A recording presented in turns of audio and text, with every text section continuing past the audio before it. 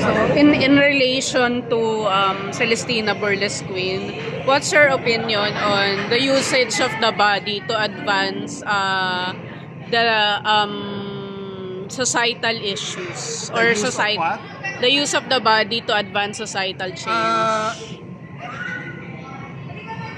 Maraming genre, maraming platforms, maraming formats, maraming instruments. Marami yan.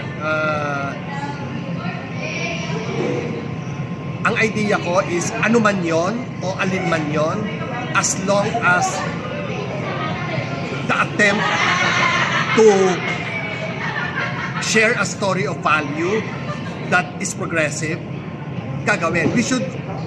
Dapat open tayo sa lahat. Ang sining hindi marunong magsara. Ang sining ay laging bukas. Ang sining ay laging nag-eksperimento. Ang sining ay laging hindi takot magkamali. Ang sining ay laging binabasag ang nakasanayan. That is what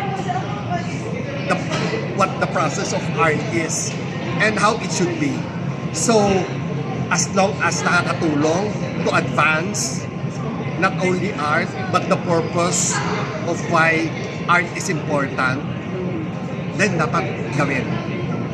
So, last set of questions na lang. Ano po yung naisip nyo kapag narinig nyo yung pangalang Nora Aunor? Ay! Ano ba? Meron nga akong simpleng kwento dyan eh. Una kong nakita si Nora Aunor, bata pa ako. 5, 6 years old, sa oras ng ligaya. Kumakanta siya, tapos sinasabitan siya ng garlands ng mga, alam mo yung mga pakpak ng manok na iba-ibang kulay? Ay, yeah. Tapos nakaganon na siya. Hindi na sa sobrang dami nakaganon na siya. Kasi ang bigat, nakakaano na. Ang dami na niya, di ba? Ang bigat na. Pero hindi ko siya nakalimutan. Hindi ko siya kilala. Hindi ko na siya makalimutan. So, nung nakita ko na siya ulit, gustong-gusto ko na siya. Because of her overall presence or voice? Hindi ko alam, hindi ko maintindihan. Dating pa lang yun. Hindi ko nga maalala kung anong kinakanta niya eh. At ang naalala ko, ang una niyang kasama noon was Edgar Ortiz. Tapos, na pumasok sa utak ko yung Nora Aunor. Kasi yung lola ko was a fan of Nora. So sinasama niya ako manood sa mga pelikula ni Nora Aunor. Ang liit-liit ko pa, nakakapit ako sa likod ng lola ko. Kaya ako napanood yung mga Lollipops and Roses and God Smiled at Me, lahat yan. So ang bata-bata ko pa noon. At nagustuhan ko siya. Hindi ko naiintindihan yung ginagawa nila. O kung anong bata pa ako eh. Pero, na-attract ako sa kanya. So, enigmatic siya sa akin. Diba? May enigma sa akin si Nora Aunor. Wala naman akong values doon about kumarte and all. Basta gusto ko lang siya. There was something in her that I liked. And then nung lumalaki na ako, napanood ko na yung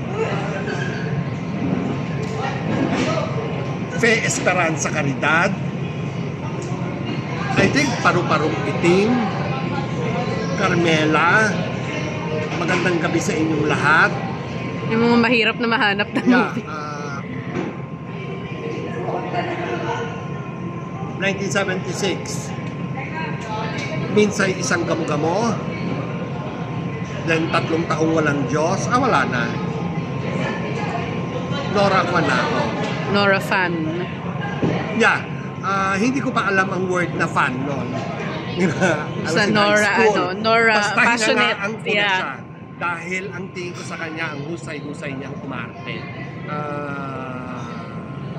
Kahit yung mga pelikula niya with Manny De Leon, naalala ko yung mga title eh. Darling. Tapos may mga pelikula siya na ang kontrabida eh hindi ko na maalala yung babae, basta anak ng isang, basta merong show tapos may anak, tapos yun yung kontrabida. Tapos ang tatay ni Nora si Martin Marfil. Hindi ko maalala yung mga typical Tini Vapor popsicle movies ni Nora. Somehow sa edad kong yon, she made me believe.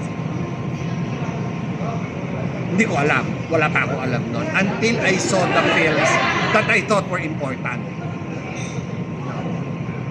So what do I think when I think of Nora Honor? I think of yung evolution ko ng pagkahilig sa pelikula, and bahagi siya nun. At bahagi si Nora Honor kung bakit ako naging director. Dahil sa kanya, siyang una kong naidirect sa Maalaalang Bayan. Siyang una kong naidirect ko siya sa series niya sa Channel 2, Nora.